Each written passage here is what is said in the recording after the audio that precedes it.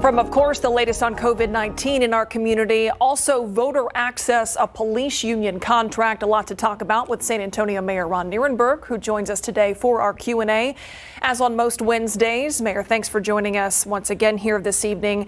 I want to talk about the signing of the new election law in Texas. The governor and other supporters of that are calling this a law about election integrity, but people who are opposed to it argue it is much more about voter suppression. Is there anything the city can do or is looking at doing to try to increase voter access? Well, we're going to be working with the election office at the county to make sure that we provide as much access as possible, as easily as possible for folks in Bexar County to vote. The sad truth of SB1 is that it is a partisan bill that was aimed at putting more obstacles in between people and their right to vote. To the extent that you are limiting people from mailing applications for mail-in ballot, things like that, reducing the ability for people to drive up and vote, if they have a handicap that causes problems with getting to the polling site. There's a lot of things in the bill that were unnecessary, and we're creating solutions to problems that don't really exist. So we're going to continue to do everything we can to create access to the polls here in Bexar County, as we should be doing. Just to follow up on that, Mayor, real quickly, yesterday, one of the suggestions that was put out there by a group was that maybe the city consider having a holiday, a citywide holiday on Election Day. Is that something that's on your radar at this point? It was mentioned, and I'm certainly supportive of making Election Day as big an issue, a big an event as possible here locally. And so we'll examine any opportunity we have to, again, expand access to the polls and make sure that everyone has the ability and the easiest access to the poll as possible. Let's turn now to COVID-19. We saw some encouraging new numbers yesterday during the briefing. Our positivity rate is lower. It looks like numbers are headed in the right direction.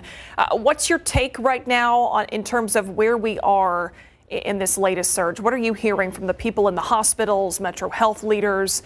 Give us a perspective on that. We are in a tentative position right now. And what I think people are seeing is that there is more consciousness, more testing going on for COVID. So our positivity rate has been dropping in large part because people are getting to the testing locations faster. We're identifying infections faster. But the truth of the matter is we are still very much in the midst of a surge, to the point that the hospitals, the medical system is still overloaded. So we need to be very careful, continue to do the proper health protocols, mask wearing, continuing to get more folks vaccinated. We need to continue to do that so that we can get our numbers under control. There is still a large number of people being admitted to the hospital every single day. And there is still a tremendous amount of infections that we're seeing among young people. Those are two serious concerns. And so while we are seeing some of the indicators move in the right direction, we cannot afford to let up on our mitigation of COVID in our community. Yeah, to follow up on that, Mayor, last night at the briefing, Judge Wolf said, while the positivity rate was going down, we were still seeing a steady increase amongst kids, students in school. Everybody's back now. How big of a concern is that, and what are you doing with the local school districts to kind of address that?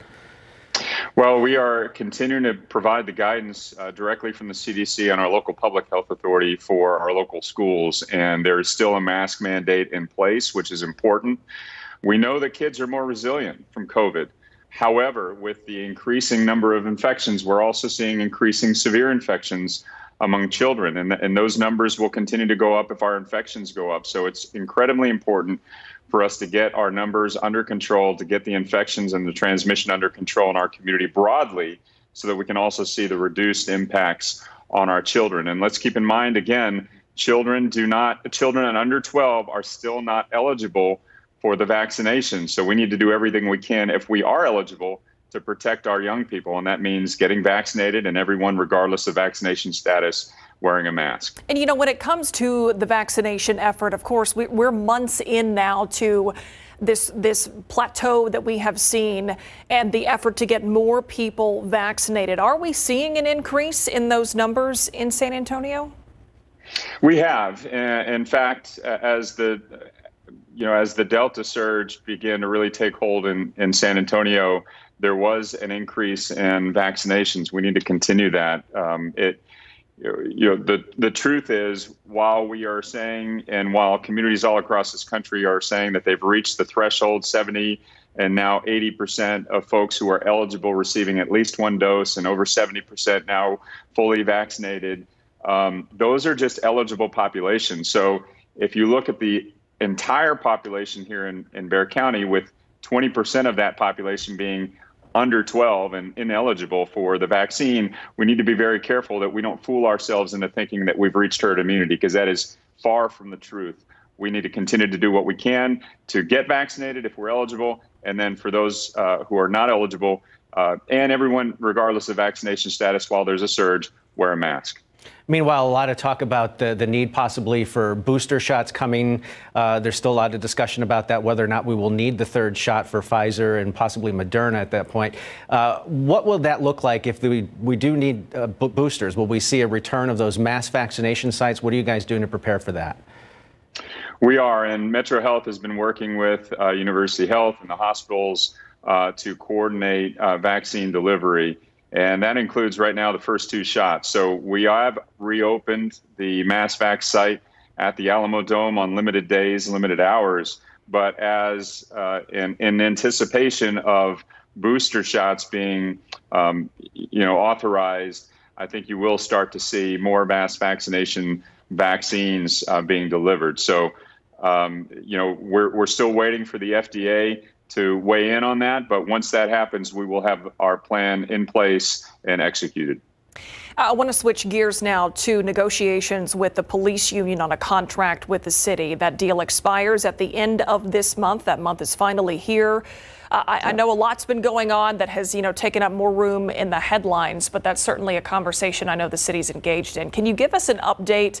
I know you're personally not involved in those negotiations, but have you heard where things stand at this point, and any changes when it comes to what the city's really been pushing for, an increase in accountability for officers?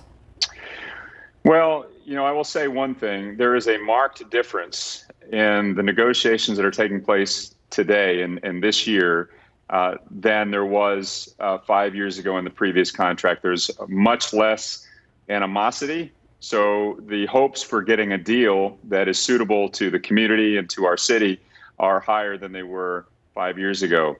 The truth of the matter is, though, there's really one big issue that we're working on, or you can characterize it as transparency and accountability. Ultimately, making sure that the chief has ultimate hiring and firing authority over the personnel in his department, and that those officers who are found of abusing the trust of the people, who have been found of misconduct, are not brought back to the force after being fired due to an arbitration process that is largely blind from the complete disciplinary records. We need to fix that.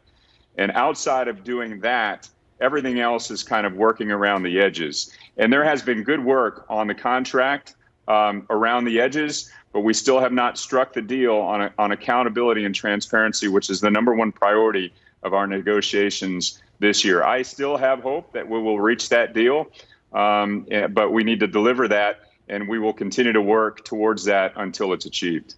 All right, and we'll continue to follow that. Mayor Ron Nirenberg, thanks as always for your time. My pleasure. Good to see y'all. Thank you, sir. We'll be right back.